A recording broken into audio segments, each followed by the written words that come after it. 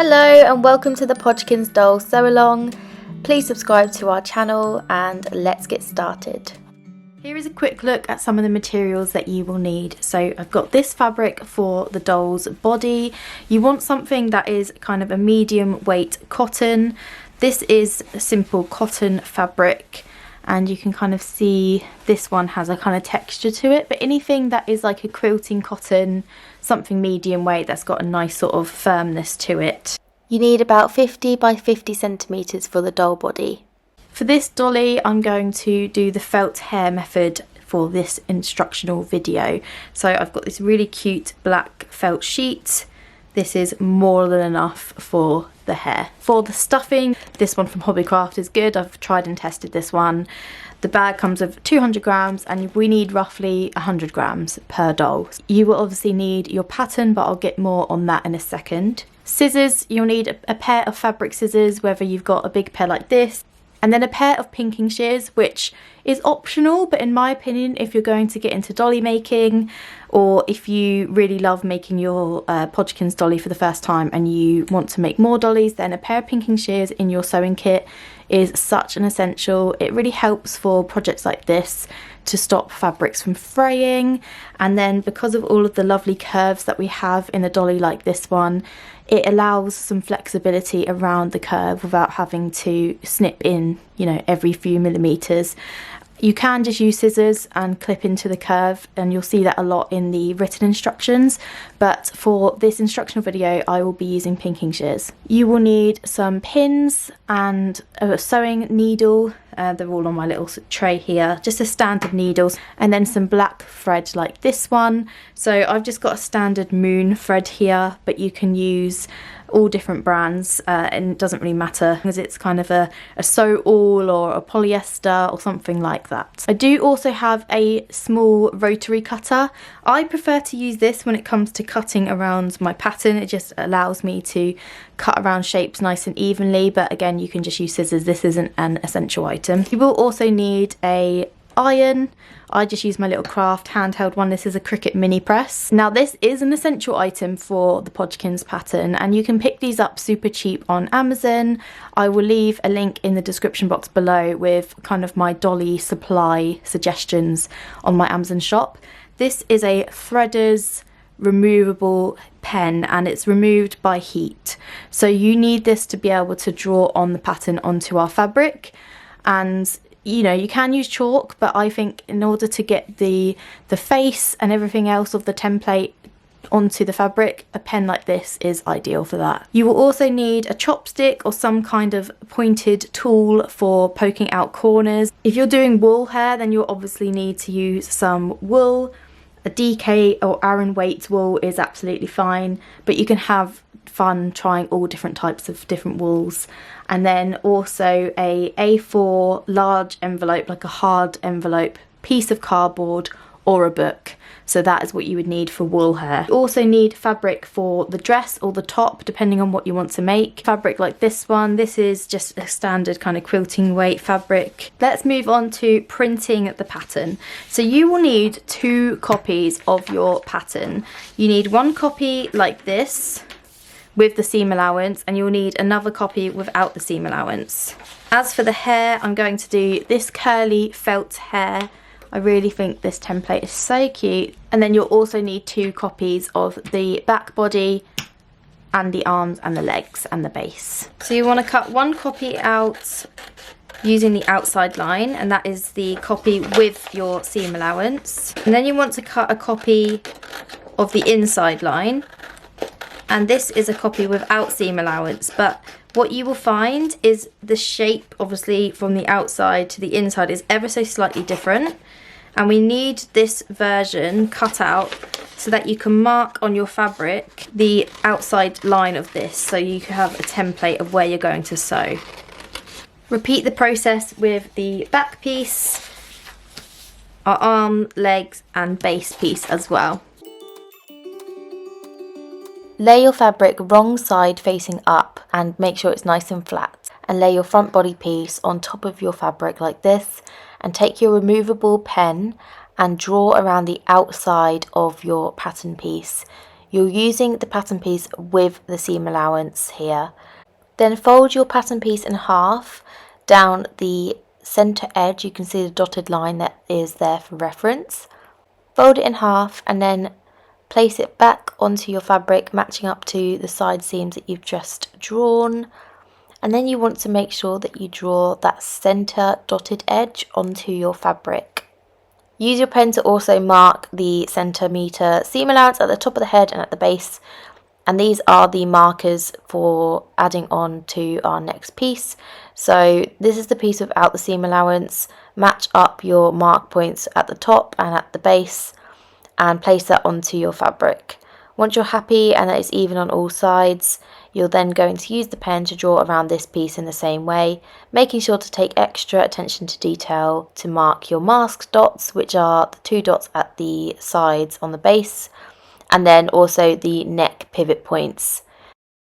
I went back in with a little bit more pen, and then I realised very quickly that this red pen wasn't going to show up very well on the brown fabric, so I used my blue removable pen just so you could see it a little bit more on camera. And once I was happy, it is now time to cut it out. So you're cutting out the outside line of the pattern that you've drawn onto the fabric. Pop those pieces to one side for now and we can move on to the other pieces. For the back piece, we need to cut 2 mirrored pieces. So wrong side facing up, make sure that it's folded over with the wrong side facing up. And then we're going to lay our back piece on the fabric. This process means that we will cut 2 at the same time and they will be 2 mirrored pieces. So same process as before, using our pen, draw around the piece with the seam allowance, add some extra marks to make sure you know where your reference points are from the centre seam allowance and the back opening, and this helps when it comes to laying on the piece in the next step. Lay on your piece without the seam allowance and repeat the process as you did with the front piece, just drawing all the way around, making sure to put your mask dots and your pivot points at the neck, and then once you take it off you can just sort of highlight those points even more with the pen. Cut this out. I probably should have used a pin here, but yeah, you can pin the fabric together to make sure that it sits nice and flat and that it doesn't wiggle around. And then once you've cut out your pieces, you need to flip over the other piece and mark on all of your markings on the other side as well.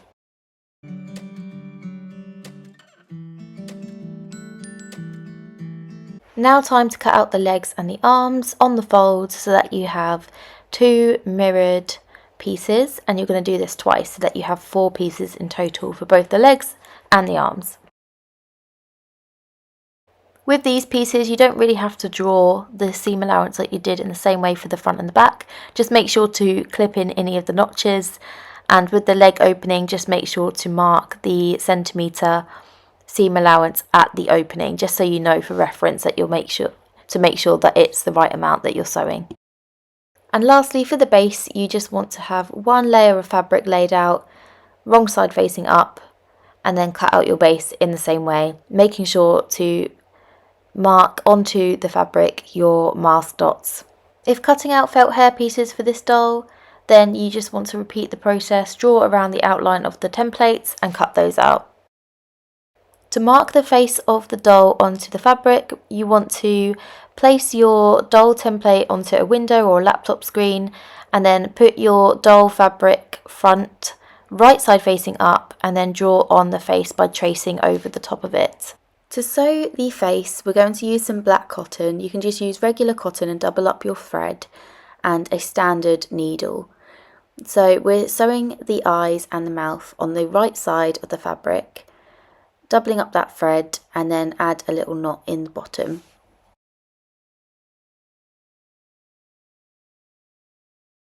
Start your process by bringing your needle from the wrong side to the right side at the top of the eye. So you're going to bring it in at the top and out to the front, and then we're going to do some small running stitches around the outer edge of the eye, roughly about 2 millimeters in size, all the way around the outside. Continue the running stitches all the way around the eye until you get back to the top of the eye, and then we can start to fill in the space using a stitch called a satin stitch. This is a method of embroidery where a series of straight stitches are narrowly sewn close together to fill in a space. And to do this, we're going to start by going from the top of the eye where you've come out from that running stitch and go straight down to the bottom of the eye at the centre. And then you're going to repeat the process by bringing the needle back in at the top and then down next to where you put your needle at the bottom. And continue this process until you get one side of the eye filled, and then repeat the process on the other side of the eye. Once you finish stitching the eye, you can then turn it around and put a loop on the back under the stitches and tie a knot to secure it. Cut the thread and then you can do the same process on the other eye. Now to sew the mouth, we're using a stitch called a chain stitch, and this is another embroidery term, and it's a lovely stitch to create a thick line that looks even and works well for the mouth of the face. It's a series of loop stitches to form a chain-like pattern.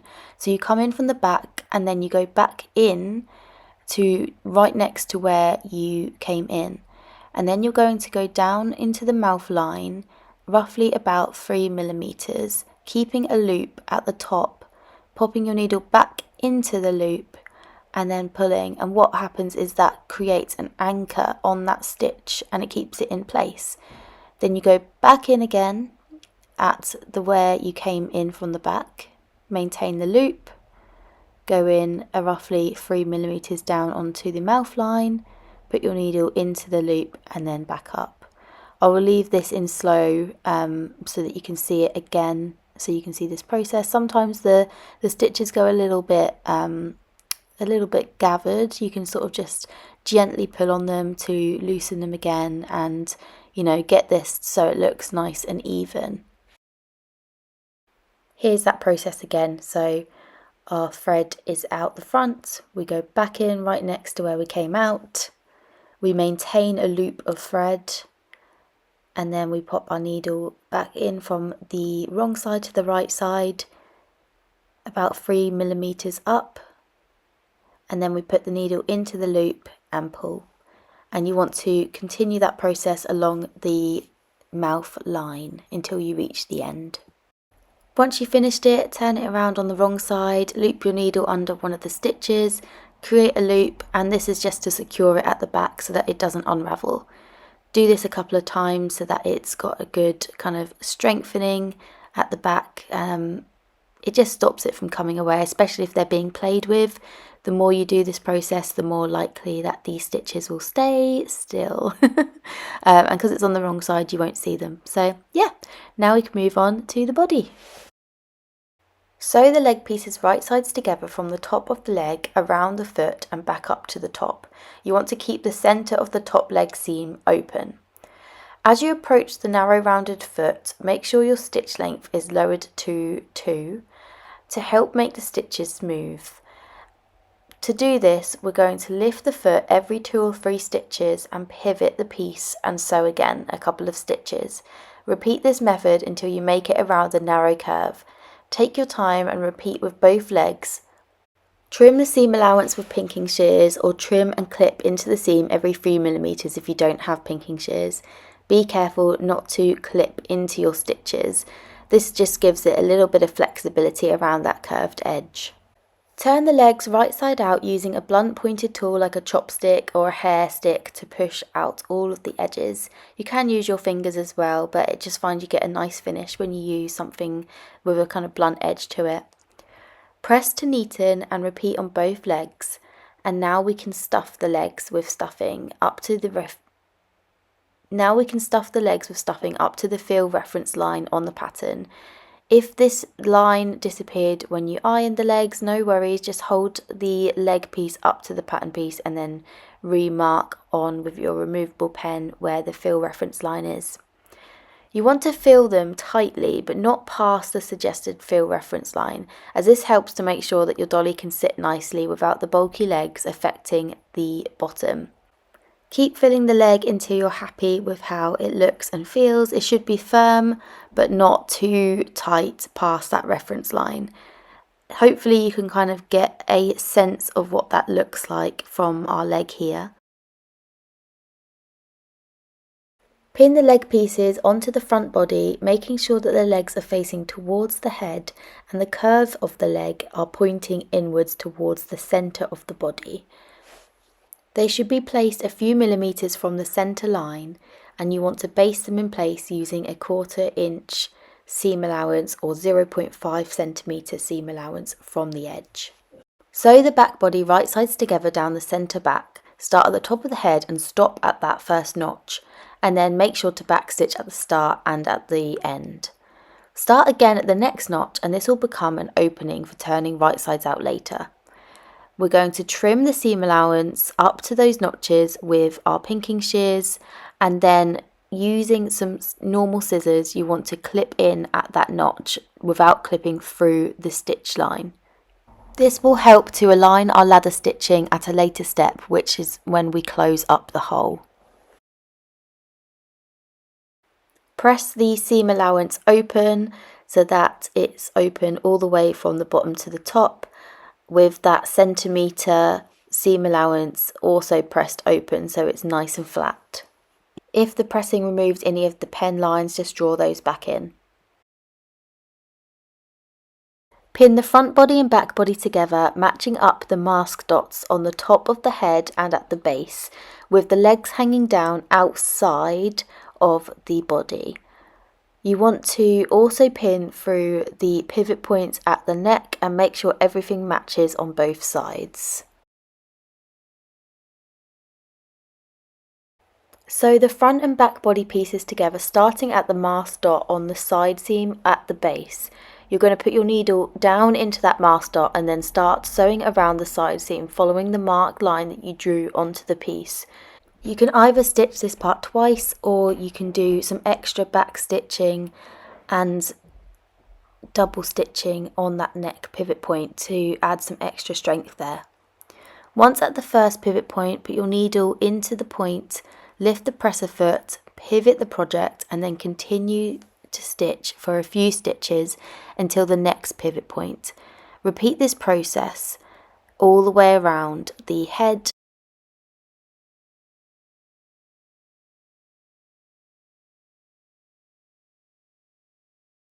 and then once you reach the next pivot points you want to do the same thing. Put your needle down into the pivot point, pivot your presser foot, add a few stitches down into the neck, and then pivot again at the second pivot point. It's important to use those pivot points and be as accurate as possible with this sewing so that the shape of the head is even and accurate all the way around and on both sides. Continue sewing that side seam until you reach the base mask dot, stopping at the mask dot and then back stitching.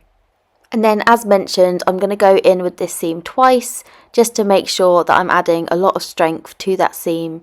You kind of need some strength here for when it comes to stuffing, but also this will help if you know there's going to be a little bit of rough play with the dolly. It helps to sort of maintain the strength of that neck and the head and all that kind of stuff. So I'm just repeating the process again over the top of the stitches as neatly and accurately as possible. It's now time to sew the base, and this is where it can get a little bit tricky, so just trust the process. Tuck your legs back into the body and take the base piece, and you're going to start by sewing the curved edge of the base piece to the back body, right sides together. Pin at your mask dots and your pivot points on your base, and you're going to stitch around from that dot. So you're going to start at that dot with the needle into the dot as we did with the body. Take your time and sew around the curved edge. You can pin this seam, although I found it easier personally to just hold the base and gently and slowly guide it around.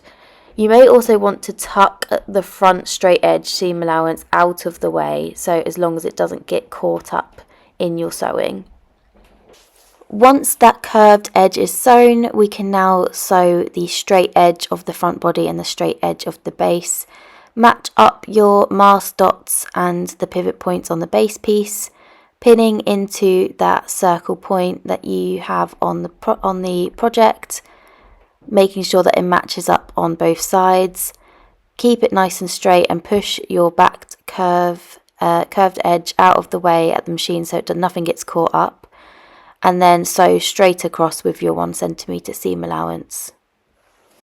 Once sewn, check the circle points are both on the front and back are neatly sewn and match up nicely on all sides. If there are any gaps, you can go back into the sewing machine and sew up slowly, or you can hand stitch any tiny gaps up that you're concerned about. Now it is time for clipping into the pattern, so we're going to clip into the neck seam to create a little triangle without clipping through the stitch line. And then trim the seam allowance with your pinking shears all the way around the body, the head and the base. This is a close-up look at what that neck clipping should look like, so that you have a nice kind of flexibility around that neck seam.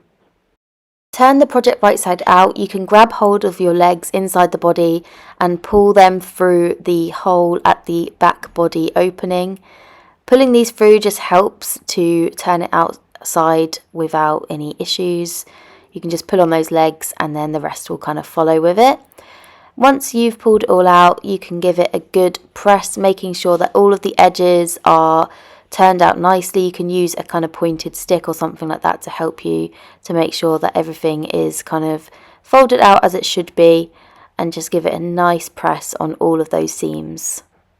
It's stuffing time, so we're going to start with the body, stuffing it using some hemostats, and if you don't have any of those, I'm going to show you in this video how to stuff using your hands and a chopstick.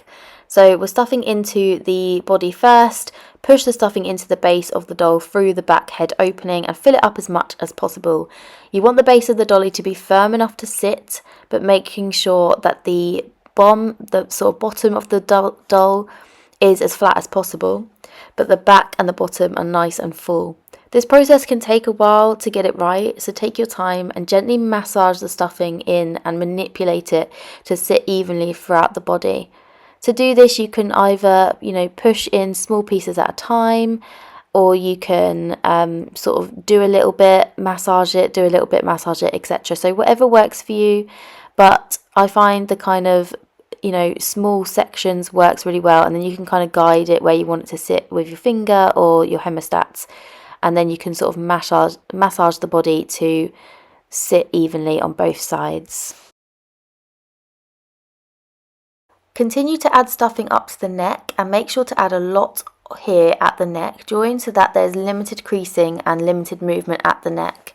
And this will also create a slight little creasing around the neck, but that is normal and it kind of adds to the doll's shape of the head.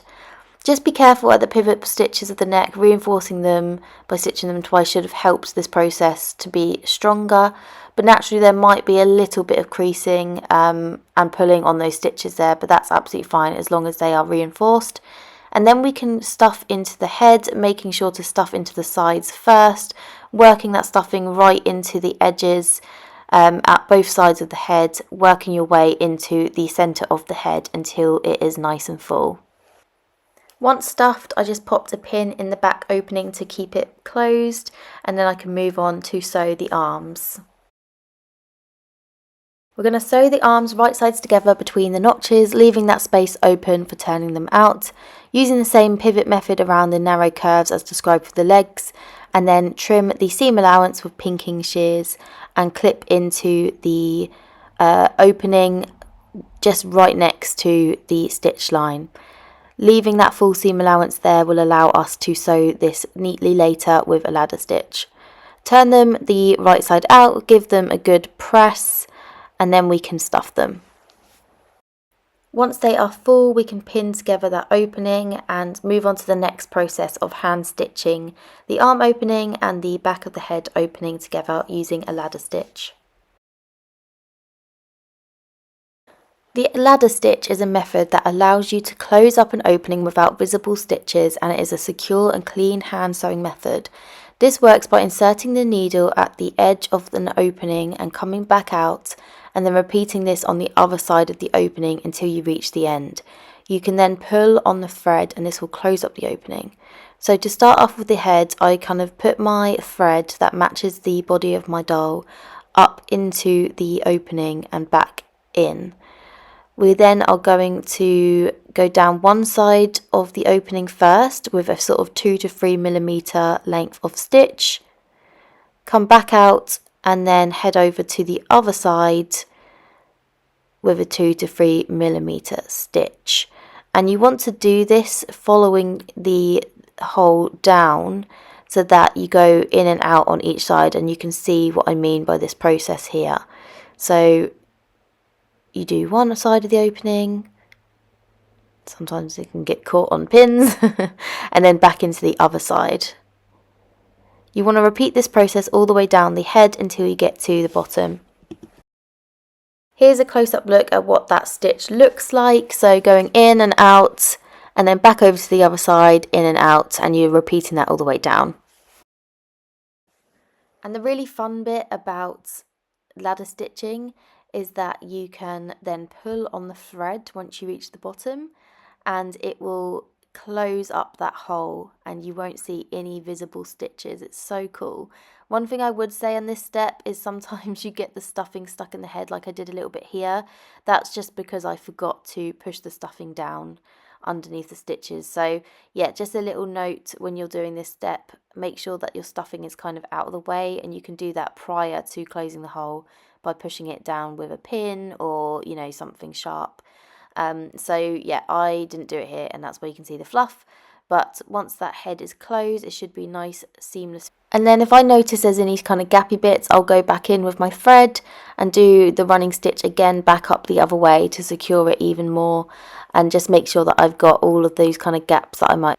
Repeat the ladder stitch process on your arms, and then once they are sewn together, the armhole openings, we can then attach the arms to the body. Use your reference point on the pattern to where you want to stitch your arms, and then using a double bit of thread, we just want to anchor those in place. I like to get my thread and pop it into the body, back and forth, and then the top come of the sort of out of the body through the arm, and then back out the other side into the body. So kind of like this. It's like in and out sort of thing, and this secures the body to secures the arm to the body without any kind of visible stitches.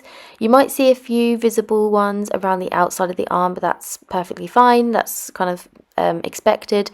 So just neatly going in and out from one side to the other, and then you can kind of work your way around the top of the arm and secure it kind of about 1 centimetre underneath as well.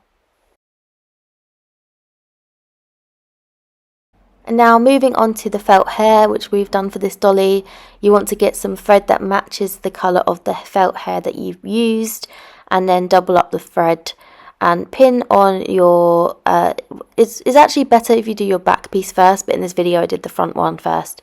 But if you pin on the back piece of your head first and then stitch it around the top of the head, just using some simple kind of edge stitch. It's you know, it's pretty straightforward, this process, but you just want to sort of edge stitch it in place all the way around, and then at the front you can do some simple anchor stitches to the head across the edge of the felt. I then repeated the process with the back piece of the felt hair, but as I mentioned, it is actually better if you do the back first and then the front, just in terms of the overlap at the top, because you want to make sure that there's no kind of gap so that you can't see the head in between. And as I'm stitching, I'm pulling nice and tight so that it kind of closes those pieces together. And doing the back first and then the front first means that the front overlaps on the back, and you don't really get as much kind of creasing visible from the front of the doll. So yeah, that is the doll finished. Stay tuned for the next video, which I'll be showing the sew along for the dress and the different options that you can get for the dress. But I hope you found this video helpful. Let me know if you would like to see any other tutorials.